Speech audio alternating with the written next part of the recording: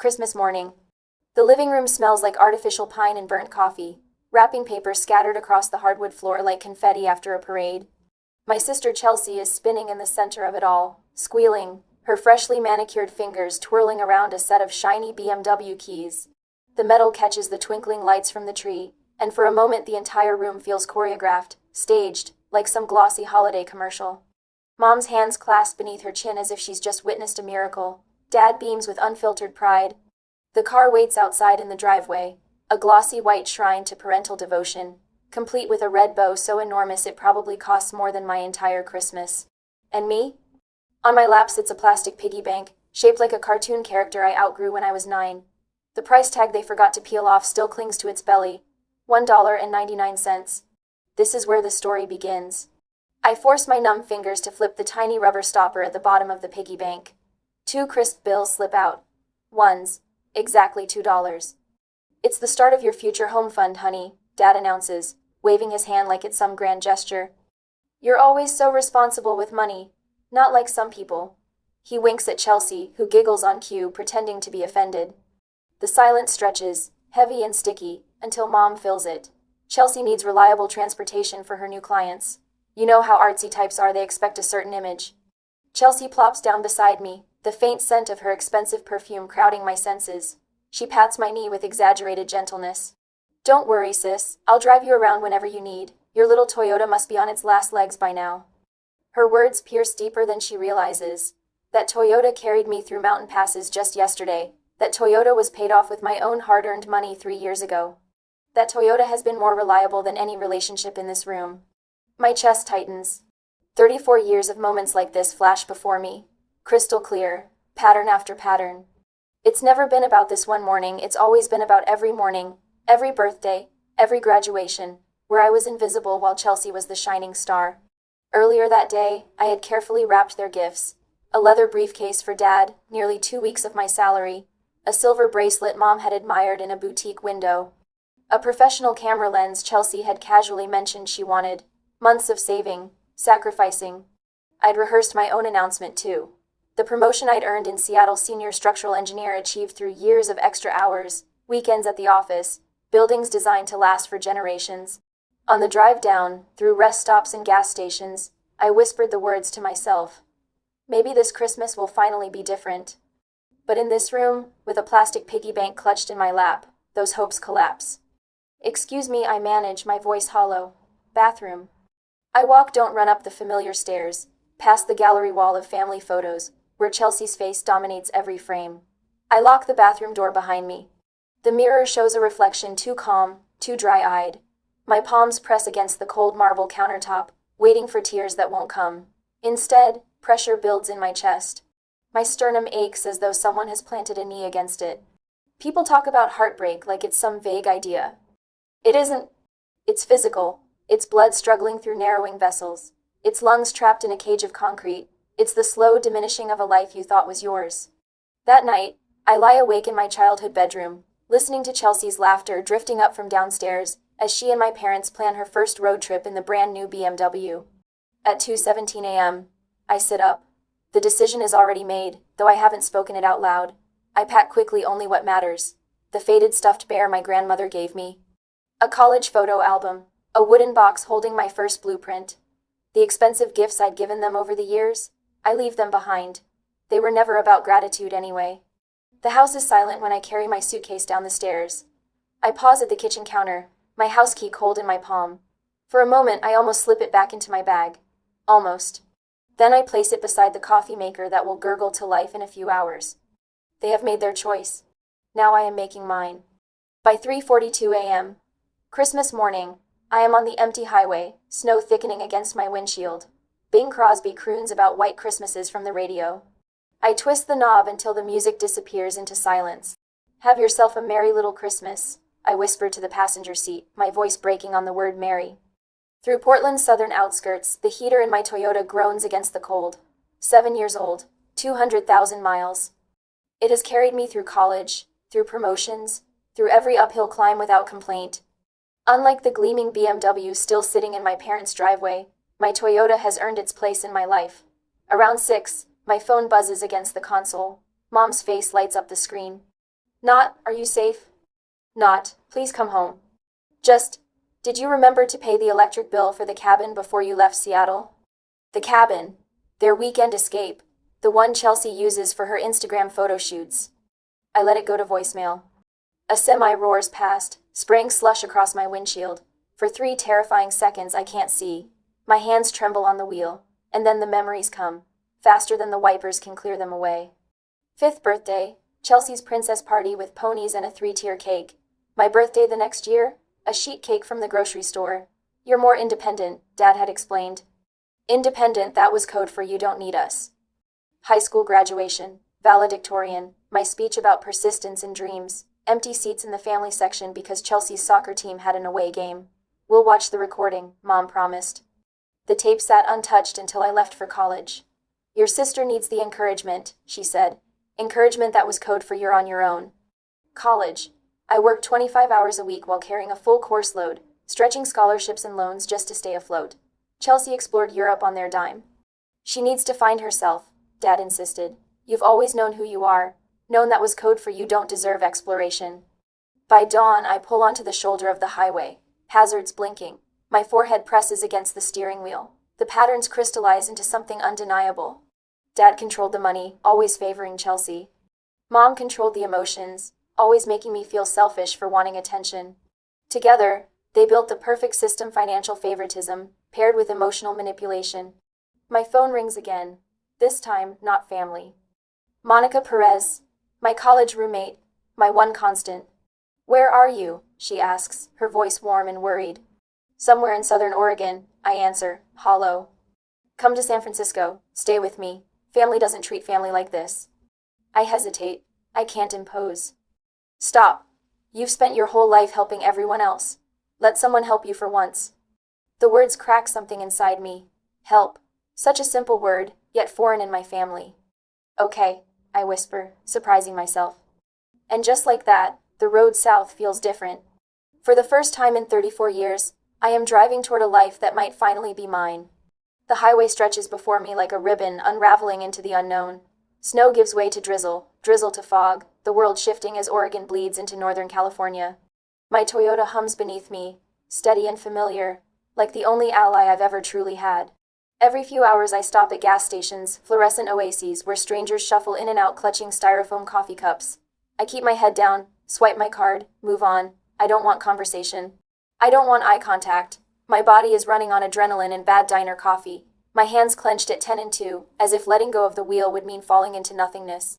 But silence is dangerous. It leaves too much space for memory. The first memory crashes in somewhere south of Eugene. Middle school. Science fair. I built a working model of a suspension bridge, complete with scaled-down tension cables and a hand-cranked pulley system. I was proud. I thought maybe, finally, they'd see me. Chelsea entered with a papier-mâché volcano, sloppy paint dripping down the sides. Guess whose project Dad carried around the gymnasium like it was a Nobel Prize? Guess whose name Mom gushed to the neighbors about? Not mine. Never mine. I grip the wheel tighter, the green highway signs blurring through wet glass. By Reading, exhaustion claws at me. I pull into a rest stop, recline my seat, close my eyes. But rest doesn't come. Instead, the Christmas piggy bank appears in my mind again. That absurd little toy, $2, tossed at me like scraps. My chest throbs at the memory. I picture Chelsea's BMW gliding over asphalt while I lie cramped in this car seat, knees pressed against the dashboard. I whisper into the dark. Why wasn't I ever enough? The question hangs heavy, unanswered. Morning light filters through the fog. I wipe condensation from the windshield and drive again, southbound, radio off, my thoughts a relentless soundtrack. Dad's voice echoes from years ago. You're the strong one. Chelsea needs us more. Strong. That word again. Their favorite weapon. The excuse for neglect. What they meant was, we can take you for granted. We can forget you. You'll survive anyway. But I'm not surviving. Not really. My body is upright, my career intact, but my soul has been shrinking for decades. Christmas night proved it. Just before Sacramento, my phone buzzes. I glance at the screen. Monica. I swipe. Hey. You sound awful. I feel awful. Where are you? Somewhere south. Headed your way. There's a pause, then her voice softens. Good. Keep driving. I'll make room for you. You're safe here. I grip the wheel harder, the word safe lodging in my throat. Safe. How foreign it feels. Monica, I whisper. What if I never fix this? What if my family never loves me the way I need? You don't fix them, she says. You fix you, and you start by not letting their brokenness define your worth. Her words pour into me like warm light. I don't know if I believe them yet, but I want to. God, I want to. The miles blur. Golden hills replace gray skies. Billboards advertise wineries, fruit stands, tourist traps. Somewhere near Vacaville, tears finally come. Hot, relentless. I grip the steering wheel and sob, my whole body shaking. Years of swallowed silence spilling out in gasps. For once, I don't stop it. I let it flood, let it sting. Let it wash away the lies I've been spoon-fed since childhood. That I am strong enough to need nothing. That attention is indulgence. That love is something rationed out based on who shines brighter. The road curves toward the bay, and the skyline begins to shimmer in the distance, bridges arching like promises. By the time I pull into San Francisco, my eyes are swollen, my heart raw. Monica is waiting outside her apartment, bundled in a coat, arms crossed against the chill. When she spots me, she waves, then walks straight to the car, opening my door before I can move. You look wrecked, she says softly. I feel wrecked. Without hesitation, she pulls me into a hug. It's awkward with the seatbelt still across my chest, but I sink into it anyway. No performance, no comparison, no conditions, just warmth. And for the first time in 34 years, I feel what it's like to be chosen. Inside her apartment, I collapse onto her couch. She sets tea in my hands, fussing like I'm fragile. And maybe I am. Listen, she says, sitting across from me. I don't know everything you've been through, but I've seen enough. You've been carrying your whole family on your back. You don't have to anymore. I sip the tea, steam curling against my cheeks. The words settle deep. Then who am I whisper, if I'm not the one holding it all together? Her gaze doesn't waver. Maybe that's the point. You finally get to find out. That night, lying on her pull-out couch, I stare at the ceiling, the city noises drifting in through the window. Somewhere outside, a siren wails, a dog barks, laughter carries from a nearby bar. Life, loud and unapologetic. I clutch the thin blanket tighter, fear curls at the edges of my chest. What if they're right? What if I am selfish for leaving? What if I'm too old to start over? But then I remember the weight of the piggy bank in my lap, the feel of cold keys on Chelsea's palm, the echo of my father's voice. You're the strong one. And I know if I go back, I'll die in pieces. My phone buzzes on the nightstand. A text from Mom. Call me. We need to talk about Chelsea's insurance payments. I let the screen fade black. I turn onto my side, facing the window, heart thudding with equal parts terror and relief. Because tomorrow, for the first time, I won't answer. Morning light leaks through the blinds of Monica's apartment, painting the walls in streaks of gold. The city outside hums with a life I haven't yet joined, buses groaning down steep hills, foghorns echoing from the bay, strangers rushing toward jobs and breakfasts and destinies that have nothing to do with me. I sit up slowly, bones aching from the thin mattress. For the first time in my adult life, I don't have to answer to anyone. No parents, no expectations. No invisible contract signed in childhood ink that says, your needs come last. It's terrifying. And it's liberating. That first week in San Francisco, I move like a ghost. Monica insists I take the bedroom while she camps on the couch. I protest. She refuses. You've been second place your whole life, she says firmly. Not here. Not anymore. Her words land like a stone in water, rippling outward. Second place. That's exactly what it's always been. I accept the room. I accept her kindness. It feels foreign on my skin. At work, I arrange a transfer to the Bay Area office. My boss raises an eyebrow over the phone. You sure about this? Big move. I lie. Just need a change of scenery. The truth I need to survive stays locked in my throat. But when the HR email confirms my new start date, relief floods me. I won't have to crawl back to Portland. I won't have to explain myself to the people who never bothered to understand me in the first place. Still, the nights are the hardest. Guilt sneaks in through cracks in the dark. What kind of daughter leaves her family on Christmas? What kind of sister doesn't congratulate her sibling on a new car? The therapist Monica recommends, Dr. Reynolds, listens as I unravel these thoughts. His office smells faintly of lavender, walls lined with books whose titles whisper promises of healing.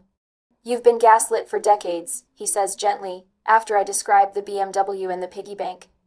They convinced you that neglect was normal, that favoritism was deserved. Of course you feel guilty. Children blame themselves when parents fail them. I blink at him, stunned. Fail? They didn't fail. They just love Chelsea more. He tilts his head. And that isn't failure?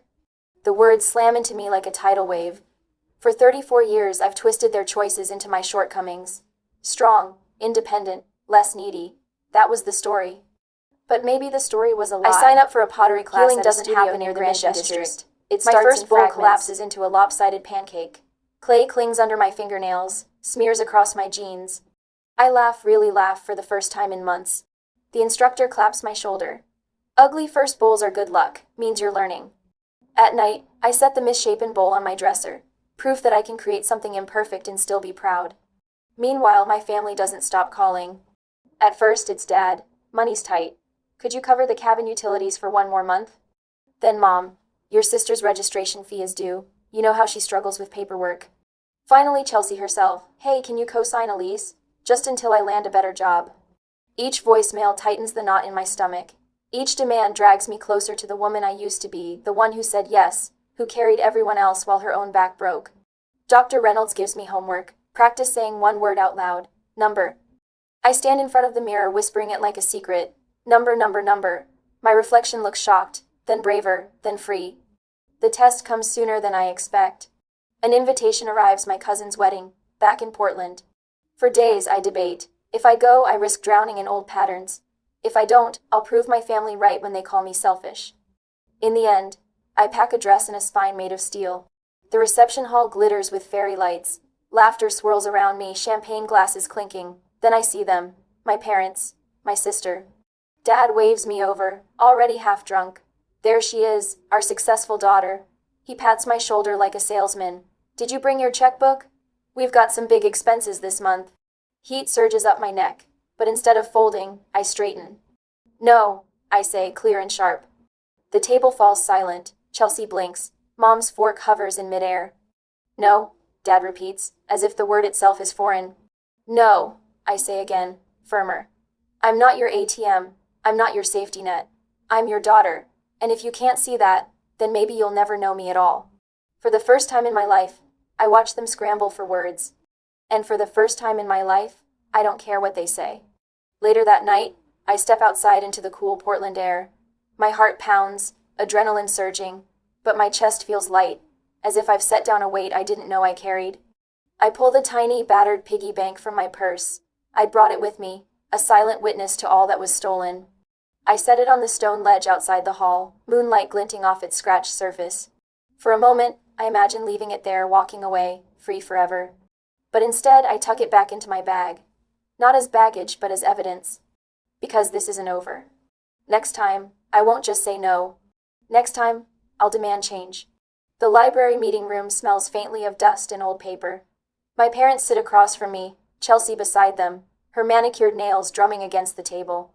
Between us rests the piggy bank, scratched and faded, its cartoon smile mocking the silence. I take a breath. My voice shakes at first, but steadies as the words gather strength. This, I say, tapping the plastic belly, is what you gave me at 34 years old.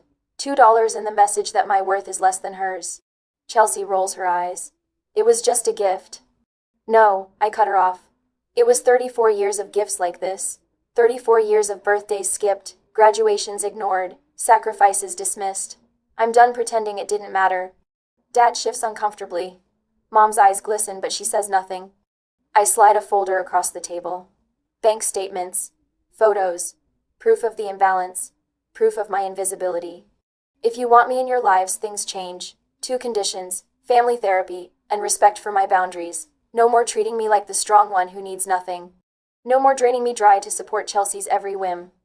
The silence stretches. Then Mom whispers, "We'll do it, whatever it takes." For the first time, her voice trembles not with defense but with surrender. A year later, Christmas looks different. Not in Portland, not in that house where shadows lived in every corner. Instead, my San Francisco apartment glows with warm lights and laughter. Friends crowd the table, Monica, co-workers, neighbors. The air hums with joy that isn't manufactured, with love that doesn't come with conditions. On the bookshelf sits the piggy bank, now filled with crisp $2 bills. Not a joke, not an insult, my own ritual. My reminder, proof that value is something I define. Chelsea FaceTimes from her tiny apartment. Her eyes are tired but softer. You look happy, she says quietly. Happier than I've ever seen you. I am, I answer, smiling. And for once, it doesn't feel like betrayal to admit it. Dad is 90 days sober. Mom volunteers at a community center. Therapy is messy, progress uneven, but the old script has been ripped apart. And me? I'm not the strong one anymore. I'm just me. Strong sometimes, fragile others, human, worthy, enough. I step out onto the balcony, the Bay Bridge glittering in the distance. The night air is sharp, alive. I whisper into the dark.